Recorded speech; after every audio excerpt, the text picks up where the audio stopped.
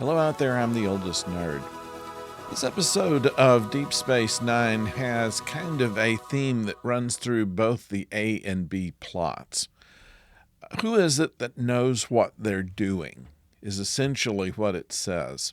In the case of Worf and Odo, Worf believes that Odo is a slacker on keeping security going. We know better, and so does Cisco, but nobody really goes through any real effort to convince Worf that he is wrong on the whole idea of how Odo is running security. And despite the fact that it's not Worf's job anymore, he still seems to think that he needs to inject himself upon this for things to be set right. And by a similar kind of situation where O'Brien and Bashir find themselves crash landing on a planet that is occupied by a cell of Jem'Hadar, one who says that they can change, and Bashir believes them.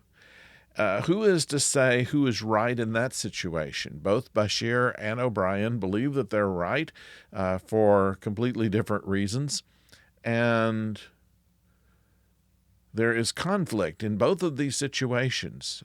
Neither is that good on explaining how the other thinks, and how it turns out might have been the right way in the case of O'Brien and Bashir, or it might have been completely wrong. And they leave that very up in the air.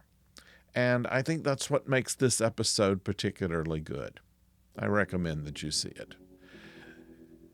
And recommend that you see other things that we do. We'll be back next week, of course, with more Babylon 5 and Deep Space Nine. But then later in this week, we do have Lower Decks coming your way. And on our other channel, Ron on Retirement, we have a new video up there that should be coming about tomorrow, I believe. So why not stick around with us? And until next time, don't go far.